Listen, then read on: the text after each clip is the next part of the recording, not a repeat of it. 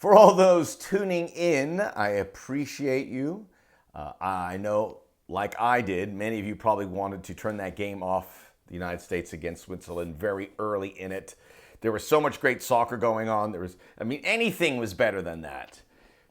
Washing your car, getting a root canal, anything would have been better than sitting through that. But we did. I know you did. I know I did. And we have a few things to talk about. We're going to keep it short and sweet here on the Soccer OG. Like and subscribe. We're going to have the Gold Cup to look forward to. We have a World Cup to look forward to. We know that. So hit that like button. Please subscribe to the channel under the Soccer OG or my name, Max Bretos, so we can continue to grow and continue to make some videos for you in the good times and in the bad. And we'll talk, normally we talk about the game. I don't want to talk about too many systemic things. Look, the United States has a big problem with regards to this sport on the men's side. And we're seeing the ground lose, whether it is a U.S. soccer thing, whether it is a relationship with Major League Soccer, whether it's pay to play. All of these things need fixing. And I just want to reiterate, we cannot fix those things. And I bet you Mauricio Pochettinp will be the first to tell you these things. We cannot fix those things between now, 1 year, until the World Cup. Right now, our focus is making the most out of this twice in a lifetime experience of hosting the World Cup, where so much is being put into play here. And if we want to change the culture and that, we can do that in small doses. We just can't do it in big ones because there is no time. And with regards to this team, shuttling in players in and out, there is no time. 1 year is going to fly by like that, I can assure you. So we've got to make the most of it, and hopefully we can look at this afterwards. I think the hiring of Mauricio Pochettinp, at least hiring an international coach and spending money in that process, $6 million a year, is a sign that U.S. soccer's taking that seriously, but there's so much more to do, and we're seeing it filter into the player base, which is pretty alarming. But I know hope is something that is going to be coming in small doses. We can try. I know my hope took a huge shot watching this game.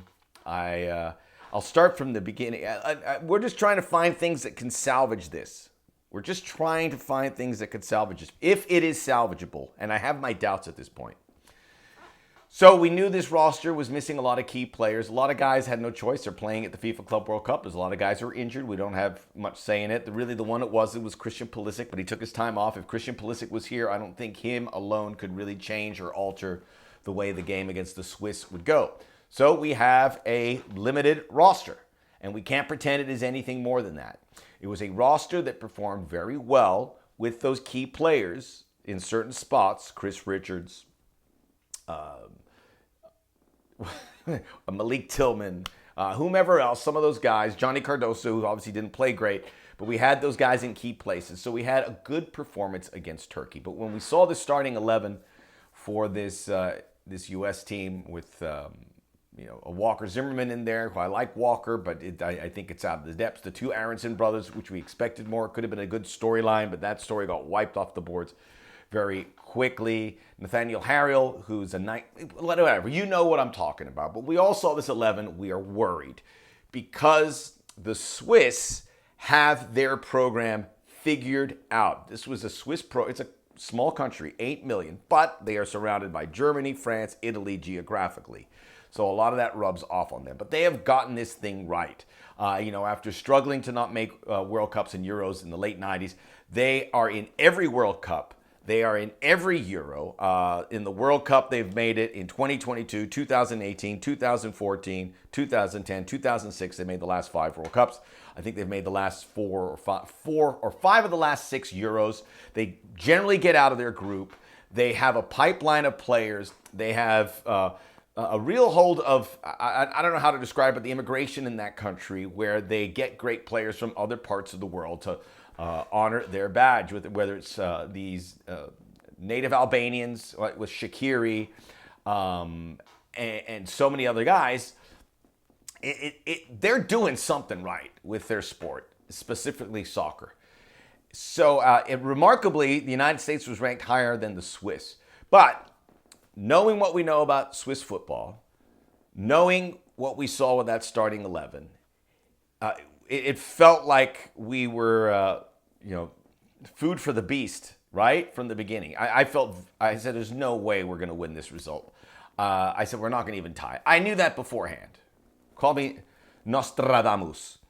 But I think a lot of you did. If you know anything about football, we're not running with the Swiss.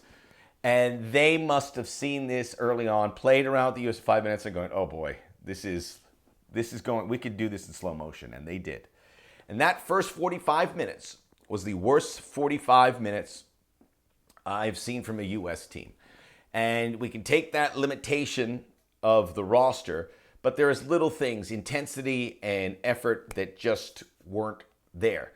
You can mask that a little bit, and I think they did that against Turkey, but that wasn't there. But again, the limitation of these players, the lack of creativity, the fact they were very robotic. It was they didn't, and I'll get to Pochettino here in a moment, but this was the worst half I have seen. Someone would say, what about that Colombia game pre-Copa America? We were down 2-1 to Colombia in the second half. Then they ran away with it 5-1. We lost to Costa Rica, but that was away in a World Cup qualifier in a game that got away 4-0. In fact, I heard Luke Weilman on the broadcast said that the U.S. have never trailed a team in the first half since 1918. 107 years. Should not be happening now, the year before the World Cup. And then with Mauricio Pochettinno, the team, what were they doing? The second goal the Swiss scored, the U.S. tried to press with two guys. The goalkeeper had it on his line. And he's like, okay, boop, boop, boop, boop, boop, boop, boop. It was so easy, no resistance. So what are we doing here? Are we going to apply pressure? Or we were like in the middle, just hanging out, getting roasted. In this case, you would like some sensibility. And as crazy it would sound for the U.S., play with 7 in the back, concede possession, hang in for something decent, because maybe you can't do this. So Pochettino got it wrong by putting out that lineup. Pochettino got it wrong by the way that he played. I gave Pochettino some credit for the last game. I think he deserved it. But, and I don't know, look, I'm going to talk about Pochettino because I don't know if we can talk about the players who stood out. This was rudderless.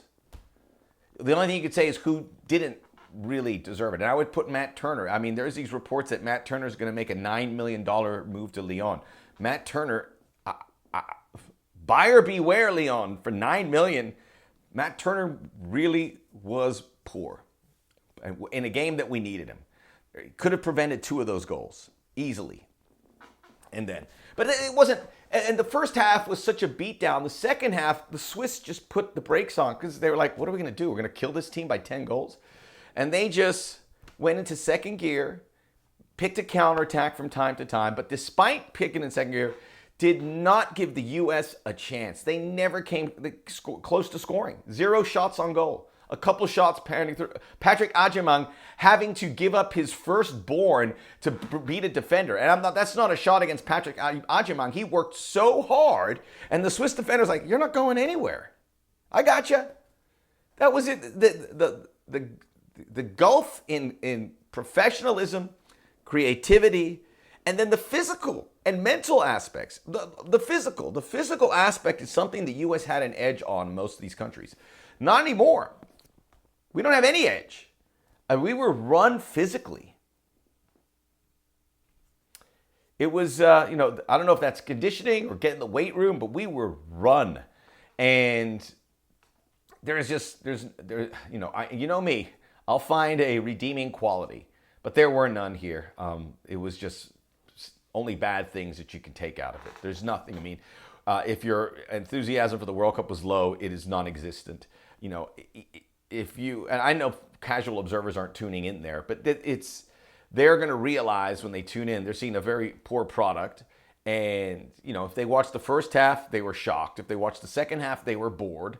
And people tell me, we don't have new fans. Well, I got something to tell you. We need to develop new fans, or else this sport is DOA in many ways on the men's side. Got to develop new fans. You got to develop them now in and around the World Cup. But that was it. So there's a lot of, this whole team is damaged that played today.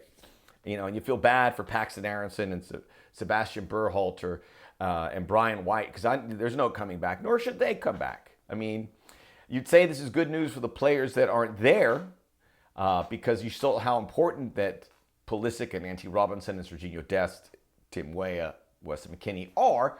But, they allowed this, this happened. But we still have this feeling about, do you want to play for the U.S.? And then we have players that do want to play, but they're not good enough. And that falls on Mauricio Pochettinp. So I never thought about, look, everyone said, what's the panic meter about this program? And I go, look, we're locked in for a year. And I don't think they want to part ways with Mauricio Pochettinp. But today, after this game, was the first time I thought about it. I don't think it's tenable. I think he's seen what we have, and he's at the point where, like, I can't do much with this. He's got to take blame for that. He has proven not to be the right choice for this position.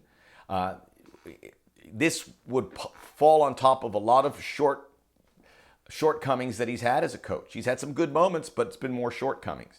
And I don't know if he can fix this. He's going to tell you that the program, the culture's busted. Yeah, we know that. But what can you do in the short term?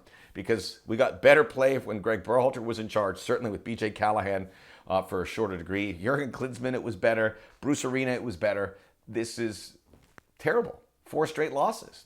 So I don't think he's going to get fired. But, if it's coupled with, like, he's getting so frustrated and he could get a job in Europe, maybe he finds a way out. But I don't think he's going to walk away from $6 million.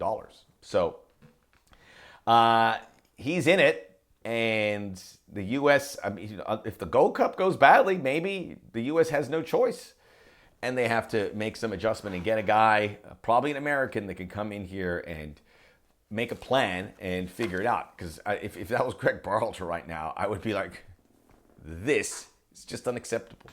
And we're going to have to deal with it. I don't want to spend too much more time at it. What do we talk about the game? Nothing. The Soccer OG will be back for a Gold Cup play. Hopefully it's a little bit better. Hopefully they come out and beat the you-know-what out of Trinidad and Tobago and find some players that are good, and then we can incorporate the players that aren't here and have something that we can trot out there next summer. Like and subscribe. I love it. Leave a comment. You can see I answer all the questions, as many as I can. I appreciate the discourse. Pick your head up. It's just a friendly. We'll talk soon.